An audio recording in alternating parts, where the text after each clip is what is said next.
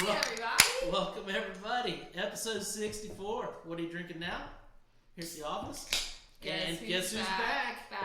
Back. Shady's back. Yeah. Good to see you, Hi, Christina. guys. It's been a few weeks. Yes. Ooh, that's nice. Mm-hmm. So I'm drinking from a palate cleanser, the Voodoo Ranger Atomic Pumpkin. That's the first sip I've had that. That's nice. So talk about that. There's a few flavors worth mentioning. Why is it the Atomic Pumpkin? It's got the cayenne, Cayenne. Pepper? Does it have pepper in it? I don't know. That's fun. I didn't even read the can. I don't think there was anything on the can other than Voodoo Ranger. Yeah. New Belgium. I've got the good old classic Alright, Golden that's not Road the Mango spicy. Cart. Okay. I have the Noble Session made with clementine. It's really yummy. Really Awesome. yummy. Oh yeah, and I'm popping a taster. You know, Nick, he likes to taste with quality. I'm getting the orange machete. That was the one that Fun. closed tonight, so I need a little something sharp. Oh, yeah. I think the machete It is is sick spicy, more. though. It might have cayenne in it. Let me smell it. I thought it had It a might. couple of flavors. It might actually have a little cayenne in it because there's a little Oh, burn buildup on the back. it's brewed with pumpkin, cinnamon, and chilies. Chilies, okay. Close enough to cayenne. Yeah. Spicy. Well, let me It's a very nice taste. get my little red for you. Yeah. good All right, job, let's Ranger. let's get started. Yeah, let's do some beer since we're all For here. a ready to dip, drink it. this is just really smooth. Oh yeah, I'm cool. looking forward to it. I'm interested in it. Yeah, really smooth. Honestly, Josh, I think we're gonna start with your beer. Yeah, that sounds good. You pulled the. Is that Bill's yours? Yeah. Rob, what do you Wish have? I got the Dedican. Are you It wasn't Cold. It wasn't cold. your red? My red, yes. Full red? Yes. Full red blend. 'Cause Yes, I this is got a hazy, a hippo. Yeah, this is the one from South Africa that we did a couple. Oh, that'd be fine. Yeah. I love South Yeah, African. I there's just nothing wanted that- to figure out if we needed to check. There's nothing in that box that's gonna overpower that. Oh, classic! Dude, I got Caribbean one of these lager. when I was a kid in freaking So I've Puerto Rico. never heard of this. I've never seen this. I'm pretty interested. Oh, this is swim up bar material. It right it looks a lot like cream soda to me. It Oh. Carib Lager. Carol. Yeah, Lager, and the guys. label is probably the most basic. So, it looks sweet. As far as I recall, originally this is out of Trinidad and Tobago. They also brew another beer. I'll see if you guys can get to the name of that one. But this is actually brewed in Florida now, so it's technically not an import, but the label is an import label. I think they just initiated Cape- domestic production. It's brewed by the Florida Beer Company, and they're out of Cape Canaveral. So I think they're doing that by license. Cape Canaveral Beer Company is also a microbrew place. So if you go eat around there, you can go get Cape Canaveral beers. But they're also doing some major labels. Like, for instance, I think they brew Yinland there. Oh, okay. Kind of like that brew lab. So I may be wrong about that, but It's a premium Caribbean lager, so should be nice and light. It's got this nice light color as well. definitely gets some malt. Like almost Yeah. Oh, bubblegum, hey! confectionery. Guess who's watching us live tonight? Hi, Ashley. Ashley. Oh, nice. Hey, what's She up? says her peoples. We miss you, We Ashley. love you. Hello, Miss You're my Young. other half of my heart. We love you. Well, hopefully we'll see you tomorrow night. Yeah. All right, guys, let's Don't taste forget this to wear Carib. black. Carib, That's the yes. thing. So, very malty on the nose. I guess you probably It's already talked about the nose. Pretty malty on the palate, too. Yeah. It's got that like light ambery sort of like caramel right up at front. I'll buy that. Yeah, a little funk. There is some hop character. It's just not dominating. It's pretty low. It's just a really kind of like dry feel in the middle.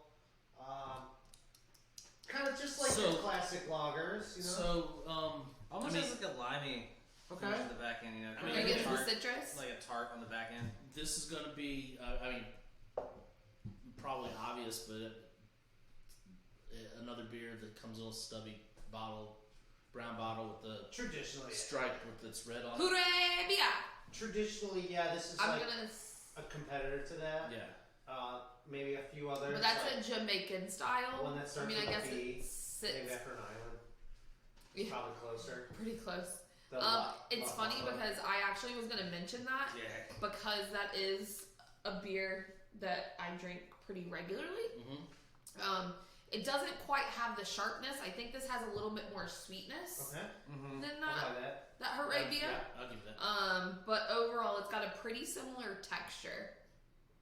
Oh yeah, it's almost like it's got a little bit of corn or something in there too. Yeah, I can. It kind of gets me wondering. However, if it's traditionally brewed on island, it probably doesn't have very much corn. Maybe Corn. even sugar. Could be sugar. It could be sugar cane. Because I kind of got like a Belgian confectionery sugar almost, like off the It's top. definitely got a sweetness, And- but it's not like You sweet. might recall Trinidad and Tobago for a good time were under Dutch control, so there could be Dutch brewing techniques going into this. Yeah, so you could have that like kind of Flemish approach, that Belgian aspect almost. I know- Right there on the border with the Netties. I know we say it all the time, but it's crushable. Yeah. Yeah, I pretty much felt that. on What's my our last ABV sip. on that one? So it Can't comes be in a flat. full 12-ounce bottle. I thought you were ready to say 12%. Clear the glass. It's Keep that- actually 5%. It's not bad. Yeah, So it sits right on the edge of sessionable. it's definitely clear glass, guys. You're drinking these outside. You want to get it from that cooler to your koozie. Koozie, yeah, because Real it's got the quick. clear glass, because this Yeah. will skunk Yeah. because of that. UV skunks light beers like lighter Yeah. lagers like this. Some people, that's part of their flavor though. Well, that's what I was going to ask. Is that part of this one's It's flavor? kind of like something oxidizing. Think about our glass of wine that we opened. It kind of like that's Speaking of Island beer just has that. Drink it warm, great cold, but whatever. Let's let this cool Oh, yeah. a little bit. What read? Great choice, Josh. Thanks for bringing that in. Yeah, in fact, the funny thing was I actually had pulled it for my Taste, palate cleanser. I hadn't had it before, but I figured it was going to be light enough that it could be my palate cleanser. Absolutely. Like, I actually Christina- thought that's what Josh was doing. It's a really nice one. I decided to switch it the last minute, but I thought it was like a really cool one to try. It's light, easy drinking. I mean, it's better than Corona. Yeah, it in definitely. every aspect of the word. It definitely, if you're like a Mexican lager type fan, step out there and try some of these Caribbean lagers. Carib is Honestly, a great I place think to it'd start. be nice with a little slide of lime. If you like that citrus Absolutely. add to a beer, this would be a great one to add it to. Whatever your little thing is that you do, the pinch of salt, a touch of lime, a little This could work drop of with it. lemon juice. I see people do all Himalayan these sea different. salt. This is gonna hit with all those.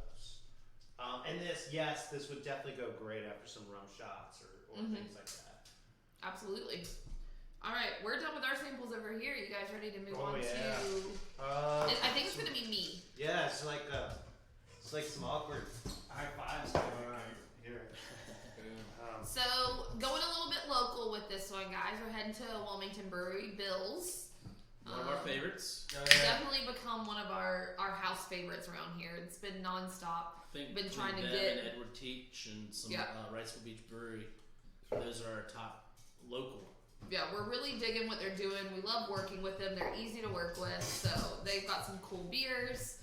Awesome artwork on every one of their cans. Yeah, I haven't seen a label yet that's been off-putting. Or, Yeah, Oh, yeah. they're so fun. Yeah, the artwork, I truly love the artwork, but the beer is really good. And you know me when it comes to artwork on Wilmington breweries. Yeah, there's a history there. Which, interestingly enough, they've started changing their artwork. That's right. Yep. All right, guys. So we're going with, and they also have really fun names. So this is Awkward High Fives. It is a wheat ale base, but it's got some really fun flavors added to it. We got some passion fruit, we've got some mango, and we've got some vanilla. So I love the mango. I've had 2 of these over the last week. I tried it first just to try it. Didn't really know how I felt about it, so I had another one again yesterday, and I really dig it. It's got a kind of tartness to it that you don't quite expect, and then it kind of gets vanilla. It's almost got a grapefruit tartness to it. Yeah, and I think maybe that's the passion fruit blended Yeah, with the yeah. mango. Because passion fruit can be mildly sweet, but it can also be a little bit tart. It's really pleasant. Right? Isn't it a fun flavor? Sometimes wheat ales are really like robust and chaffy. This is definitely on like the inside pocket of wheat Yeah. ale. It's just nice backbone, good ale going down. Yeah, sometimes wheats can be a little bit heavy, Yeah. So and this one to me is a little bit lighter. I know what you're saying on the passion fruit can be tart. I get a little tartness. V8, when they did their V8 splash, they had one that had passion fruit in the blend, and it definitely was tart. V8 splash. Passion fruit has been one of my favorite drink mixers over the last year or so.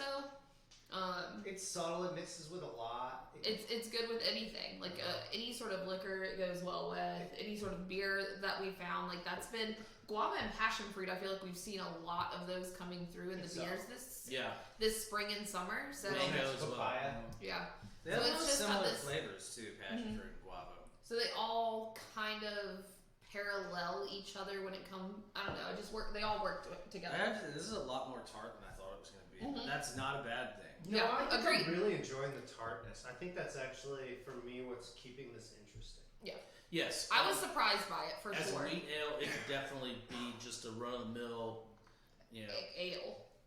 little weedy, little biscuity, go and just do its own thing. This, the tartness just brings it out a whole new aspect to it. Oh, yeah. It's almost like adding citrus to food. Like if you add just a little splash of like a squeeze of lemon over something, it brings out all the flavors. And I feel like the tartness of whichever one it is, probably that passion fruit coming out, just brings out Definitely a everything take in on the flavor of the beer. fruited ale that I'm liking. It's not just like juice poured in an ale. This is like integrated flavors. The tartness, we're talking about. It's really there. I don't really want much from the wheat ale. I want to enjoy these fruit flavors, really, is what this thing tells me. So I really dig it. my first impression was hazy IPA, but I'm like, no, it doesn't have that pop to it. That bitterness. I mean, I'm getting I think the tartness is making me think of grapefruit, which is make me go towards the hazy IPA. Yeah. But then that vanilla comes through. And then it levels out, and it's a really nice. I don't know if I'm picking up the vanilla. I get it at away. the very end, and I got it on my second sip. Yeah, it'd be something maybe if I just pay attention a little more, I can probably pick out. What I gather is maybe it's just vanilla is one of those really comforting flavors, especially for a finished flavor. Like we like things that just kind of it ends in vanilla. Like that's a thing that's sought after in Chardonnay, right? Yes. It's like it's got this vanilla end. Yeah.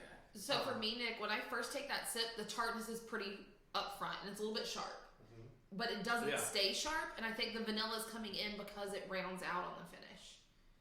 Whether it's a big vanilla flavor or it's what the vanilla is just doing on the palate. The vanilla texture almost is there more so than like intense vanilla flavor on the back end, but I definitely see that kind of rounding out. I'm with Josh here, and I'm gonna argue more to the side of like the vanilla bean texture than just the essence of the vanilla itself. Not that creamy vanilla that we're used to as part of desserts and things. This is really just true down to the spice. Yeah. Yep. I really dig it. I was like I said, when I first tasted it, I kind of had the same thing. Like, didn't expect it to be as sour and tart as it was. But the more I drank it, the more I really liked it. And then I ended up getting another one, and I'm digging this beer a lot. Why don't you give us a rundown on it real quick? So it is a 16-ounce can. Comes $4.25 a can, and it is. Let's see what the ABV is. I don't think it's anything too crazy. Like a 5.4? It's gonna be close to that. Right there. Where is it? 5.2. Okay. Yeah. So, and we can't get over the label, y'all. It literally has people doing awkward high fives. It's really. It's super fun. Bills, keep up the good work with the labeling. Yeah, whoever your graphic artist is, like, they need a raise. Like, they're so good. Yeah. I'm sure they're gonna take video of this into their boss and say, "Hey, they told you I need a raise." I definitely just a shout out to Nick for dropping in here one random day. Yeah. Disconnected. And just to be clear, that Nick is not talking about himself. Yeah, Nick with an H. Niche. We found this niche. But we all know it's Nick. Nick and Nick. Nick to Nick. So yeah, really nice. All right. Yeah. Isn't it surprising? All right. Let's head to. That was the first time I've had it, and I definitely can I see think how that's it's what I more was of this. discussing with Rob early is I figured you He's like it got- because it's yeah. almost He's got got a that pretty dominant- soury sort of. Exactly. touchy feely red. Okay. Yeah. All right. I'm super excited about this one too. I am too, but I definitely think I'm gonna need a little palate cleanse in the middle there. That was like that's a Cheers lot to of the fruit. palate cleanse. Did No you say drinking along touchy with. feely red? Yeah. It's in a very, very different way that I think people Whoa, it's are gonna actually think what I'm those saying. two work so well together with the mango, like the tart passion fruit mango. 'Cause it's truly like it's the more of an creamier ace mango. kicker. That brings out the spice. Spice. Oh yeah. It brought out the heat, orange. The heat just The popped. the orange machete. I had the machete before. That brought out the orange in there. It's still very pleasant, very smooth for a dip up. So Nick, is this the other sycamore we got So in this today? is I was We got 2 of those in today. yeah. I'm actually getting us a look at both sycamores. I drove through Charlotte last night on 74, so I just thought I'd give a look. What did I miss? I think right now, Sycamore's probably our #1 brewery from that region. Yes, for sure. Yeah. They've From the been Charlotte just area. doing a big job of getting their stuff canned and getting it out. It could be part of it is there's some big names in Charlotte that you don't see far outside of Charlotte. You won't see them in the Asheville or the Raleigh or the Wilmington market. And maybe Sycamore just picked their battle and said, if those guys aren't sending out, let's send out. Yeah. Let's yeah. build our following. If everybody else And is then gonna they'll come keep see us. local, That's right. I'm happy. I'll go check out Sugar Creek now. And I also think they're pretty comparable when it comes to artwork. I dig their cans a lot, the aesthetic. They're Yeah. very Similar, very, super colorful, trippy. very. These are both white cans with like a sticker label that I'm pretty sure with a little work I could peel it off and put it where I wanted. Yeah, they're both kind of, they're all, for that matter, pretty trippy type. Whimsical artwork, bright colors. Oh yeah, look at that haze. Hell yeah. I mean, I can see the haze in the pour. Sycamore's it is one that a got in hazy trouble with IPA. their artwork last Christmas. Yeah, there was Correct. maybe when you guys are passing us around, I want you to take a close look at some of these creatures. There's like these dinosaur Thank type you. things, like doing various poses. Yeah. Yeah. Like it looks like they're just rocking out like hippie fest There's style. an orange with sunglasses and a slice of pizza. How Yeah. fun. Yeah. Fantasyland. This one's Yep, just really so it's called violent. Fantasyland, guys. Sycamore Brewery. Hazy IPA.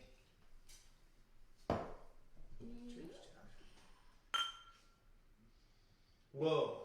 Now this Take a definitely look. compared to the Dippo that I'm having from them, which is like 8.4%. It's This pretty is juicy 7 looking, guys. What's this? for 7.2. sure. Give me 1 second. I will verify. 16-ounce can. So we're happy about that. We like these pint cans. For And- sure. It's a $4 pint, guys. See the fun, whimsical colors and unique artwork on there. $4 Definitely a got can. the hazy nose. It is exactly 7%. yeah. So Exact 7% ABV on this one, guys. I'll take a look. Yeah. So to me, right away on the nose, the hop profile does come screaming out. Yes, I recognize it's a hazy juicy, which would be mostly just through the like visually. This thing is hazy. I am not even seeing a light bulb through this. Yeah. This is like milkshake hazy. Yeah, but I like a kind of milkshake hazy. Me I too. like the lactose added to it, so I'm hoping maybe this gives you that creamy nature. I thought that's what this category was all about. Yeah. I think they kind of mainstreamed it out, and this may be one that strays back to that original formula. Smells like hobby orange juice. There's It's a, pretty orangey, but I also there's smell an a lot of the herbal- hops. Herbal note Yeah. right in the back end of I that. think it's getting teased right out of the hops. I think what happens to the hop profile on the palate Actually, here guys, is kind of interesting. that's pretty good for a That's haze. Really Because we've been I've been over It's them, got and they've always been mouthfeel. too juicy. It's I'm got just creamy. It's got hops on the completely front, over it. hops on the tail. I'm getting more creamy. Than creamy. that, Yeah, The I'm getting the creamy comes creaminess, out. which I'm Yeah. digging. yeah, It's what's almost like a peppermint Yeah. going on. in Yes, There's- yes, mint herbal. there's- That's exactly where it was. There's not. I was Almost expecting basil. the. Yeah. Oh, here I was expecting the citrus that I normally get on hazies. Here it is. Are you ready, guys? So it has a fantastical, what a fun word, flavorliciousness, even funner word, awaits. Neon citrus, smooth pina colada. So that's, I think, where that creaminess is coming from. Almost like a coconutty kind of. Provocative tropical fruits all ready to party, like us. And you're invited too. Yeah. Huh. This out So there. this is Yeah, this is definitely. This gets back to like that pineapple milkshake I had one day in Rock. Which I'm down Rock for. area. There's a Charleston brewery that does a pretty good milkshake series too. They had a pineapple. I get why they're not calling it a milkshake, why they're sticking with hazy IPA.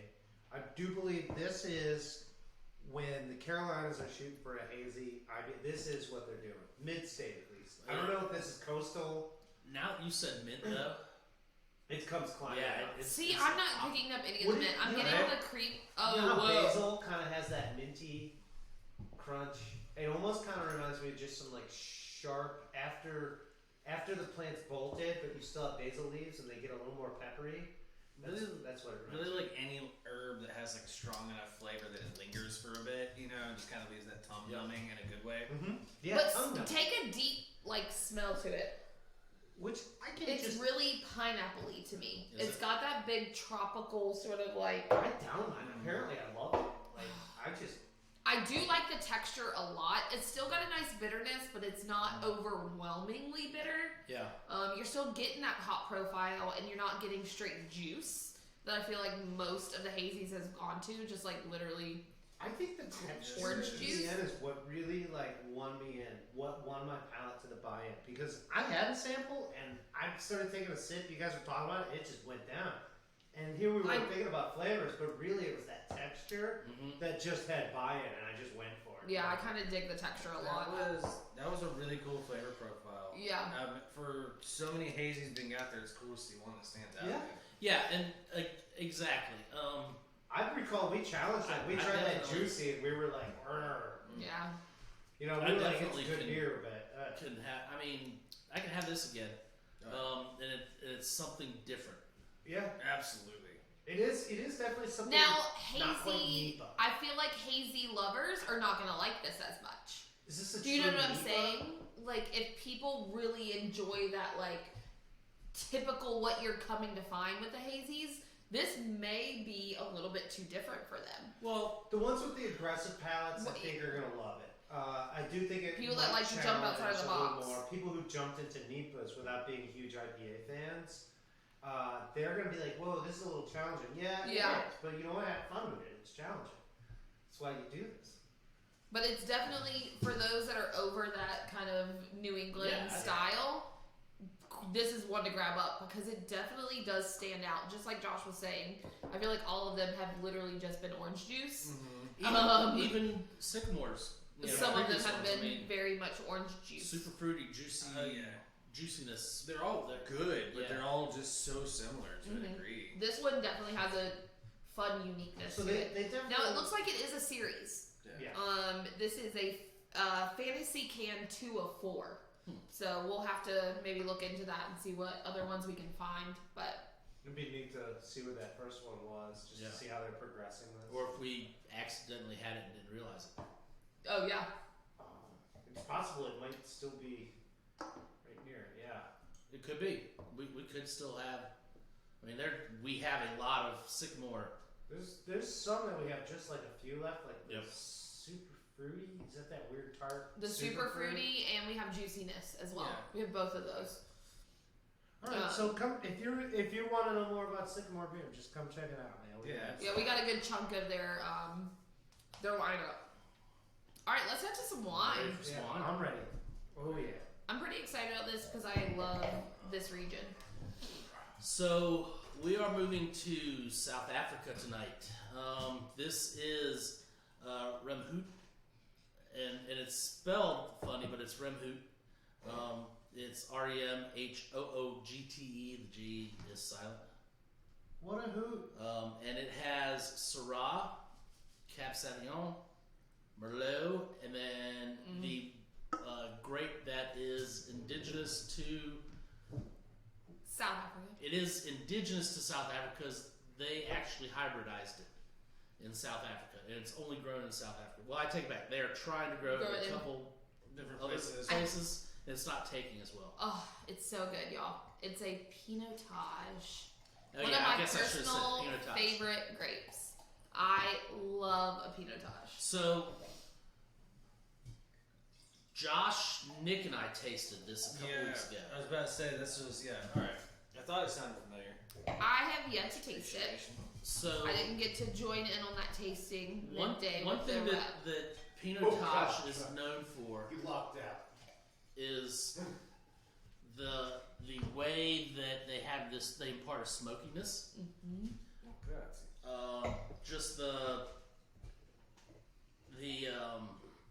soil over there for some reason is so it has a smokiness to it. That's And all you I can can say. smell it. You can smell smoky immediately. Here, Now this, I'm back. I can however, is only Pinotage is the last grape listed. so it's not a big amount. They don't give the percentage. However, when I was tasting it with our rep and I kind of agreed we were looking at maybe the 10 to 12% because it's not overbearing on Pinotage. But enough to lend But towards enough the texture. That it still has a little bit of smokiness. I can immediately smell it And right on the nose. And it's I don't not know. a smokiness of like a necessarily a burnt piece of wood smoky, Oh yeah. but it's kind of like burnt tobacco smoky. To me, Pinotages to me taste very much tobacco-y. Yeah, A lot of them for me are Like a dried tobacco. like actual like cured tobacco, like before like being lit sometimes. You Yeah. know, Yeah. just kind of like Cavendish or like. If you've ever Some, like, walked damp kind of into an pipe old tobacco. tobacco like barn where they're Cavendish hanging the has that. leaves, I think that's Musky. what I get a lot out of Yeah. Pinotages. now and Pinotages can go full on, and they're like black tar ash. I mean, Very ashy. and they can get very, very like. And as I recall, the Poignant in that. distributor was kind of talking about how because it's a hybridized and a locally hybridized, that there's all these different permeations of the hybrid around, Yep. which are like acquainted to that soil on that hill. Yep. Um, And they can, and you can have a really good Pinotage or a really crappy Pinotage. yeah, there's kind of a base market in South Africa that's just like it's the one. So good or bad, it's what they're drinking. Well, yeah, you know what it kind of makes me think of growing up here on the coast. There's muscadines everywhere. You can have a really good muscadine, you can have a really crappy muscadine. You know what I'm saying? It's Yeah. just the grape that's there. Well, Oh yeah. And I'm going to tell you that more than likely, South African wines are going to become more and more prominent over the next year or so. One of the fallouts from COVID is the president of South Africa and the health minister in South Africa immediately put in a ban on alcohol sales inside the country. So they're gonna have to get it out. So the only thing that these wine houses can do is export it. So they kind of went opposite of the U.S. The U.S. said alcohol stores are essential. we need our people drunk and So like if you placated. want to go catch a buzz in South Africa, you got to go to like a Soweto like moonshine palm wine house. yeah, it's kind of like. Well, the funny thing is, so in South Africa, from the article I was reading, pineapple sales have gone through the roof. Yeah, you can. Because you can ferment make it really Because fermented. you can ferment it very easily in the bathtub. very fast, which means clean. Sometimes. Yeah. Okay, so I've taken Anyway, I've taken- back to the wine. Back to the I've wine. taken clean. 2 sips. Back to the So wine. I'm the only one that hasn't had it from the group. Not enough time 2 for sips. Very bacteria, first but enough time for the wrong fellas to show up. impression is that it's pretty fruit forward. Mhm. Then not a lot of finishing flavors. Second sip, it's super soft. Like it's a really soft red blend. And I believe And I during my dig tasting, that. I believe during my tasting, I said this is a feminine version of the Pinotage. It has that kind of leather strap like kind of feel to Ju- it, a little bit well, of not a just lot. a little We're bit, talking about yeah. some suede. I think Yep. is Yeah. kind of Yep. where we got even like Yeah. wine skin suede. I think you're getting a lot of the fruit from the Syrah and the Merlot. And the fruit, especially and Merlot. it is that kind of like deep, plummy, sort of like deep fruit flavor. Like, Yeah, the nose is like aggressive and deep and has barrel reminiscence in it. But then when I get to the palate, the beginning, those first sips, just like Christina said, very approachable. Invited in with fruit, and then I start noticing these little tannic bites and things, but overwhelmingly smooth with a smooth finish, not a lingering aftertaste. Yeah. I Which think- invites It's me in for more real quick. Yeah, I think the smokiness Pinotage comes in right there at the end. And Yeah. With the where you get your leather type, suede type That's where it's going to hit you. I'm getting the leather as I breathe out. I don't get a ton of it on the palate. It's kind of an aftershock sort of flavor that's coming through after a nice little breath after the that's sip. like one of those wine feelings that's like tough to describe to people who haven't had wine. It's like you just start getting into this this sensation involving your retronasal and with this beverage to the point where like you could be sipping on it or just like holding it under your nose, and all of that is like a form of like consuming and enjoying the wine. Yeah. So it's very non-offensive. Like it's dry without being super tannic. Like it's dry with, but it's not aggressively dry. I feel like this is red wine I could drink in a hot climate. I think it would depend on my mood. Yeah. Yeah, I think mine. If you're going to sit outside or something, it's more of a fall wine. Well, definitely. I think like fall, the evening, but like, you know, it was a hot day. It's hit a cooler evening fall, like you're saying. And I could do red. I could do this. It's not like just totally in your face. What I was gonna say is that I don't particularly need anything with this. I think it's just a nice sipping wine. I don't think. Yeah, there's really. I mean, it would go well with food, but when we it's tasted not it, necessary. I think all we were really talking about when we tasted it was like cheese. Maybe a cheese plate. Yeah. But it has to be a big cheese. Mm-hmm. I think something salty. It has to be able to stand up to it itself. I just bought some Dubliner this weekend, and it's getting into the old chip. Little salty. I like it's just that little bit of the harder cheese, so it's flaky a little bit. Yep. I love a good. It was so good. Can you slice it super thin? Inside joke, everybody. I'm sorry. By the way, that reminds me. If any of you are watching live and you want to chime in, feel free to just chime in with a comment. Like if that was you, that was your chance. Yeah. But yes, if you use a knife, you can cut it pretty thinly. This wine is like, I've noticed this. It's like grabbing a hold of me. Like I'm just at a little bit, and I'm like feeling it. You know. So it is very not like I'm getting drunk, but like. Just like to a level more than just my palate. You're enjoying it, and you're gonna probably be enjoying it with friends, and so it's a good. It's a warm and welcoming wine. Yeah, and so it very is social, a very very fruity, rounded, feminine style wine. And again, we said this before. Calling a wine feminine doesn't mean it goes. It is specifically for women to drink. It's just a lighter. It's one of two styles. It's got a feminine touch, masculine side, and the masculine's the one that hits you in the face. Like instead of stabbing you, it's kind of like embracing you. Yeah. It's giving you a nice hug, and it's soft and beautiful. But at the same time, women are. This is probably going to be a feminine wine that's got a cast iron pot in her hand behind her back and getting ready to hit you over the head with it. Because there are just enough tannins on the back end that I want to go back for another sip right away, but yet there's just enough tannins saying, slow down. Yeah, you don't need to also, chain sip it. You know? Like I was saying, there's not a big finishing flavor, but the aftermath of that sip is where you're getting more. Yeah. So it keeps you from like actually just downing it. Like I think that's that feeling I'm describing. Like everything you guys just said. Like, All right, so let's talk about the bottle. Let's talk about price point. Okay. So the bottle is, I think, gorgeous. It's got this nice little heavy glass style bottle. Cool little artwork, hands, butterflies. Again, almost like a feminine. Yeah, I thought very it was a Chardonnay bottle at first. It does kind of look like a Chardonnay. It's called Chronicle. It's a blend. It's a didn't standard. even mention the winery or the. I did mention the winery. Yes,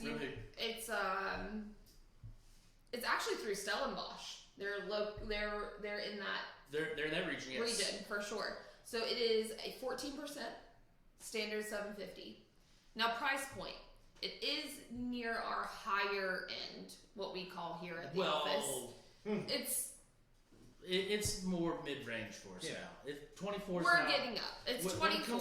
When it comes to some red import wines, we're starting to creep up. We've got some really nice stuff. We had $50 plus bottles leave the store today. But we also mentioned a few weeks back that we know some of the imports, because of all the COVID craziness, those prices are gonna increase anyway. Yeah, and you have that, and then this is not a European Union one, but you don't have the tariffs on it, but you still have you got to ship it overseas. You know? Yeah. So there's going to be increased costs there. So I mean, if 24. if it were U.S. wine, you'd probably see this in the 16 to 18 price range. Yeah. But And that's what I was kind of saying. Yeah, I mean, it's not. But you can't get a Pinotage. Correct. out Yeah, there. there's no other That place to get price it. point right there makes a lot of sense for that wine right there. I Absolutely. mean, it's a nice. It's not something you're going to buy a case of and down it, at a party. It's something you're unless gonna you have buy a good for a friend fun coming from night, South Africa yeah. or something. But- I don't know. But at the same time, you can buy a bottle and that could be one of the 2 or 3 that you have with friends that night. I do also think, to that point, what Rob just said is this is a bottle that would be able to translate well right in between 2 other types of wine. You would not have a problem drinking this during the course of trying other red wines.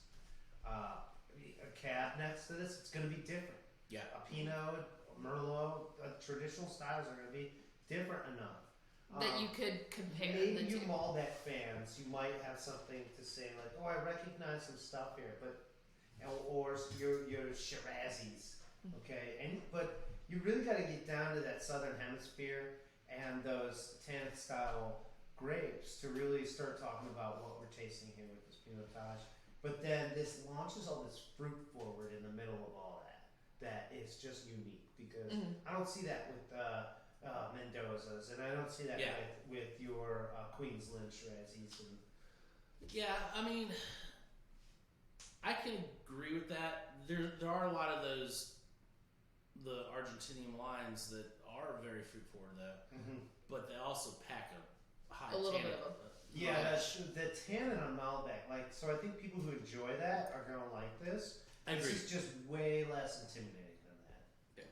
So while we're finishing up this class, why don't we go ahead and do our ratings? Yep. So Josh, start us off. Carib We're gonna go back lager. to the Carib Lager, the Caribbean style, guys.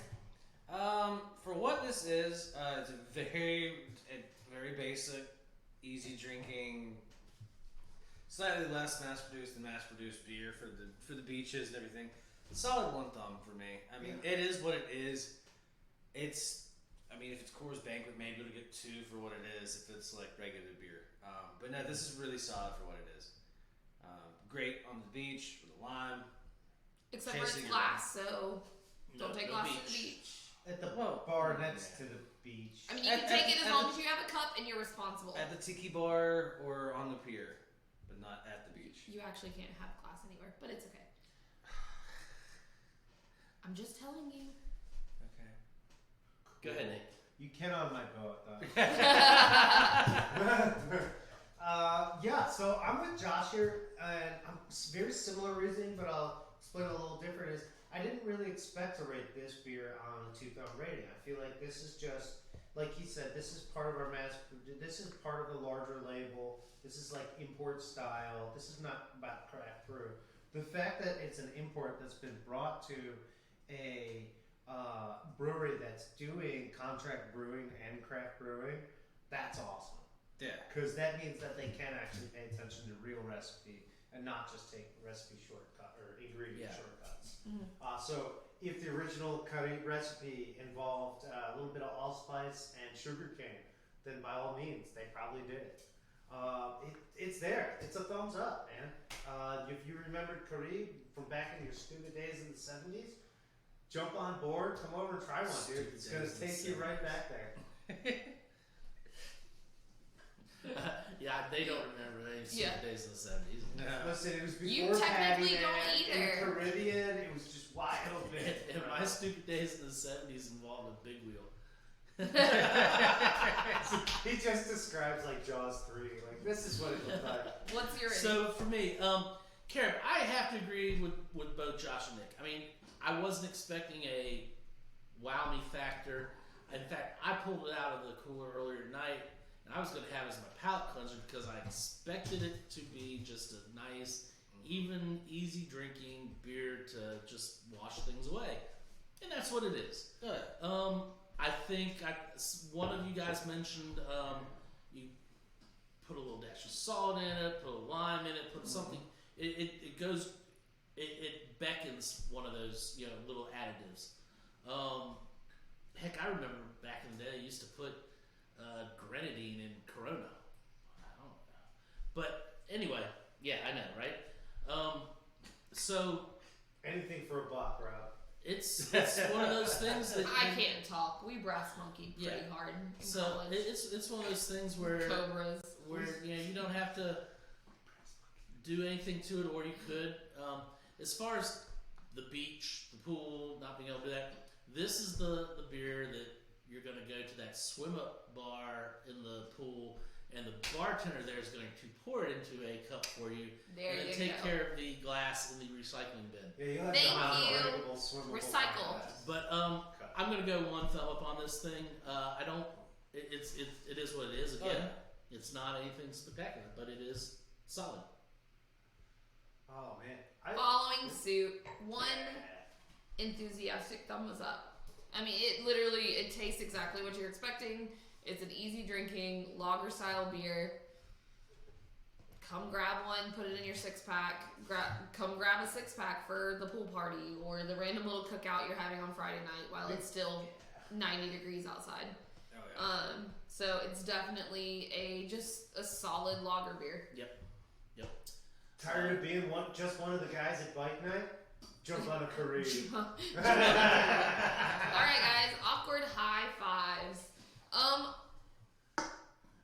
think I'm gonna go full 2 thumbs on this one. Wow. I really like this beer, and I think I like it because it surprised me so much. Ask me in a year, it'll probably be back down a little bit. But it's new, it's fun, it's got this super unique flavor, fun name, fun can. I'm really digging this beer. I love the fact that it surprised me. So I'm gonna go full 2 thumbs on this. Bills, you did a good job with this wheat. That's kind of aggressive. I'm not going to disagree with your rating. I'm not going to do the same rating, but I'm not too far away from you. Bills, I think this is definitely one of your top beers that you brought through here. I really like it a lot. I'm going to go 175 on it. And I don't know why. I just can't go 2 thumbs on it. I'm like I said, ask me in a year after I've had it a few more times. I mean, I may go 175, 15. It's just price so point for a surprising. 16-ounce can. That's decent. The artwork's fantastic. The beer is very tasty. It falls into my wheelhouse. I hadn't had it up until tonight. I've been kind of putting it off just because it's another wheat ale. But now that I've had it, I know it's going to find a place in my 6-pack. I'm going to go 175 on it though. So no offense, Mango Kart, but the worst thing I thought High Fives was going to be was just another fruited Mango cart. Yeah. Which basically that's already getting done. Yeah. And you're not going to step in there and become. And they're doing it well. Teaches Peaches. You're not going to become Mango Kart. So how do you get in there and do something neat? Is you build a decent wheat ale that is not overwhelming, that is going to welcome some of the more subtle fruits that we like. Bam! Passion fruit, mango. They were in there, and they were the parts of the fruit that don't scream out like smoothie, slushy. This is not mango that you find at the 7-Eleven Slurpee aisle. This is mango that you only find with a tartness in a beer. Yeah. And it was there, and it was awesome. 2 thumbs is pretty far for me to go. It is wheat ale. It's not so hoppy. It's missing the things that I really love out of ales and beers, but that fruit's there and the tartness is there. So I'm actually just gonna say 1.7. Okay. Did I get it? 1.7. I think I got it. Sure. Close enough. I'm gonna agree with Rob on this one and probably go 175. It's not the absolute end all be all wheat ales I've ever had, but for a local brewery up in Wilmington and for this just being as good as it is, it's easily a 175. It's just a smooth, crisp, drinkable tartness on the back end with all those wonderful citrusy flavors. It's really good. I'm not a huge wheat ale fan either, so it surprises me that I rate it like this. but it's really good. I fell victim the same way everyone else did. It's like, oh, another wheat ale. Yeah.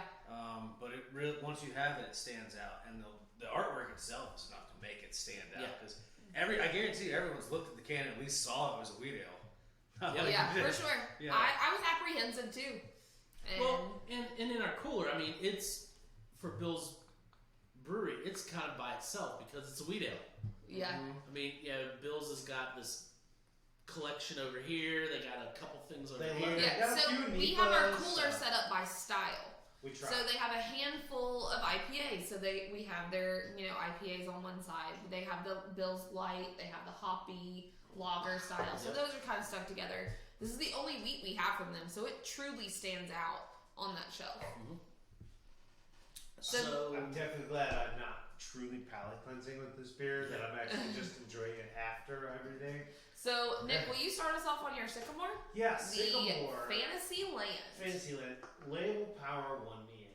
This beer was not even cold when we were like 5 minutes out from the show. I just threw it in the bucket. I guess I'd be third up in the lineup and it'd be cold. Yeah, I should have gotten it. it was fine. It Yeah. worked Yeah. great. So I'm not complaining about temp, and I'm not going to say that affects the taste. What I am going to say is I'm glad I went for it. The label appeal here brought me in. You intimidated me a little bit with hazy IPA. Then I poured it and I realized you meant like hazy IPA. Like this thing was hazy. I could not see the light bulb through the glass. Yeah. Which, that is awesome. That's hazy. That's like downright milkshake. So then it had us wondering, is there a cream flavor to this? We got there, then we investigated further. We saw there was like this whole pina colada element in it.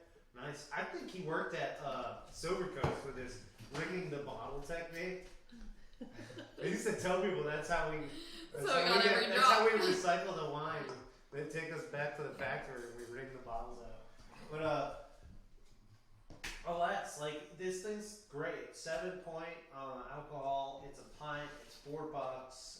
For me, you're getting a 1.75. Way to go, Sycamore. You did better than that Juicy. I really dig this. This is a good beer. I'm gonna go in suit with this one too. You guys know I don't drink a whole lot of IPAs, but if I were gonna drink another New England IPA, this would probably be the one. The texture is smooth, the flavors are there. That really, really cool herbaceous, minty, basil like that really cool flavors there. Lots of fruit too. It's just really desirable and good, and it's not like literally everything else out there. And you said 175? 1.75 for me. Cool. I'm also following suit because it also surprised me. I'm gonna go full 1.75 on this one as well.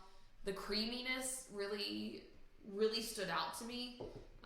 The flavor complex, that kind of pineapple with the cream, and then that mild little herb. I wasn't picking it up as intensely. It took me a few sips to get it, but it was so different than all the other juicies we've had over the last 6-7 months. Yeah. Like, it's insane how different this one is. So it's one of those, if you enjoy juicies, come try it because it is a little bit different.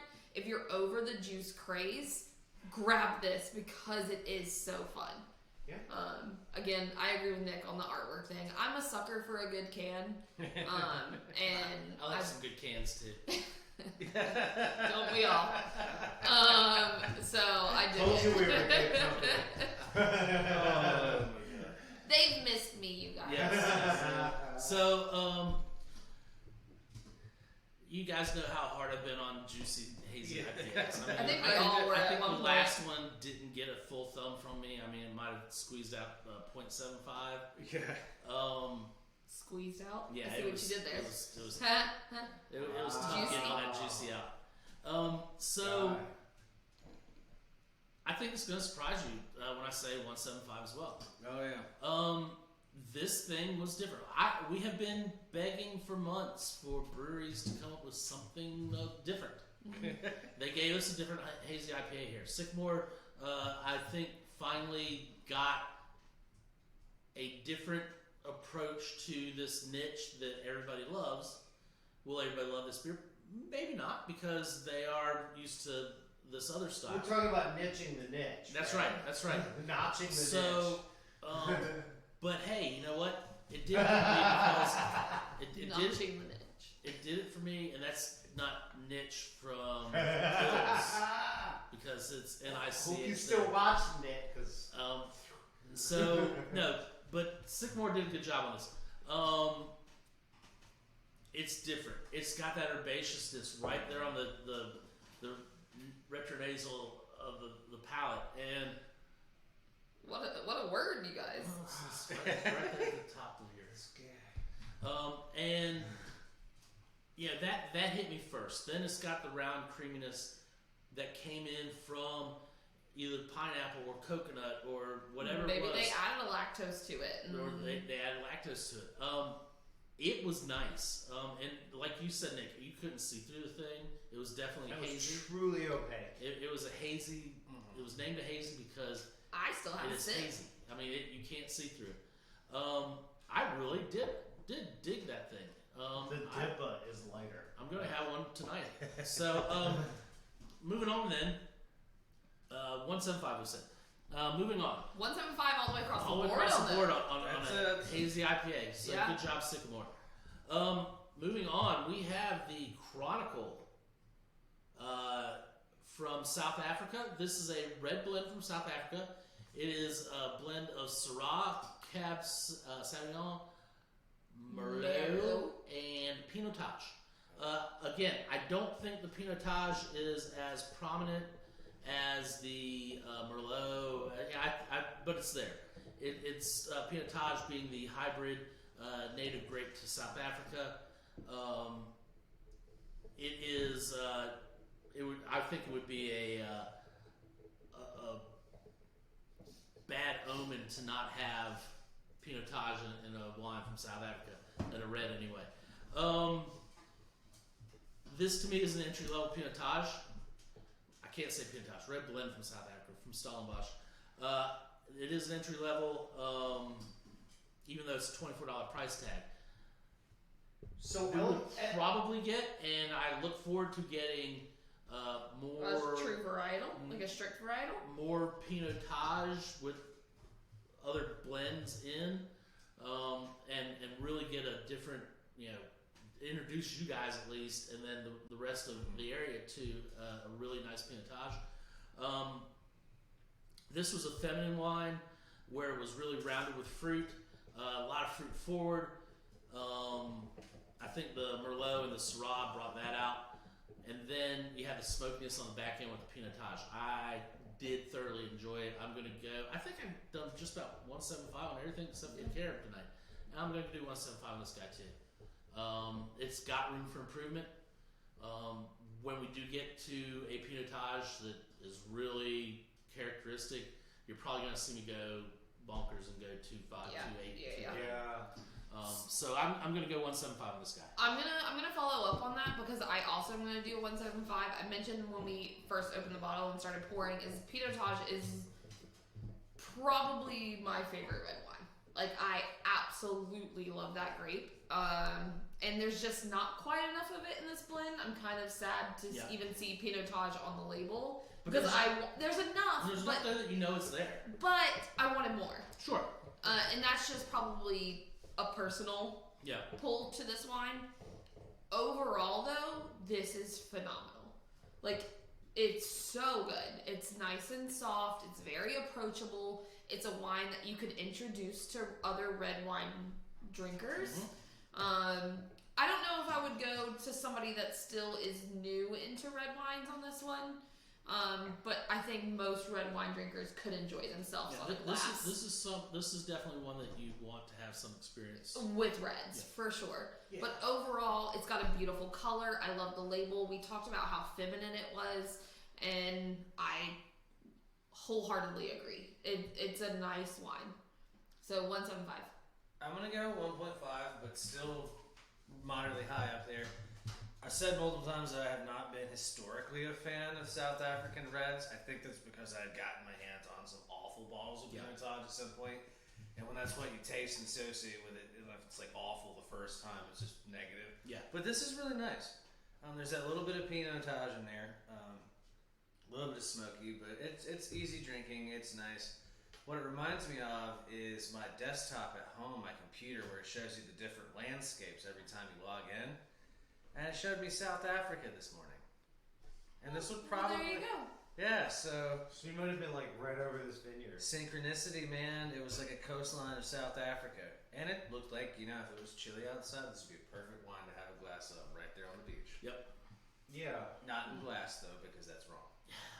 Like, I don't know if this kind of weather happens in South Africa where it's Well- like sunny and slightly chilly. and Remember, it's hot earlier. Africa's a big country north to south, or a big continent north That's to right. south. And And South Africa is on and the southern. second largest desert in the continent is inside of South Africa. Yeah. So, The coastline, maybe like Chile or Argentina.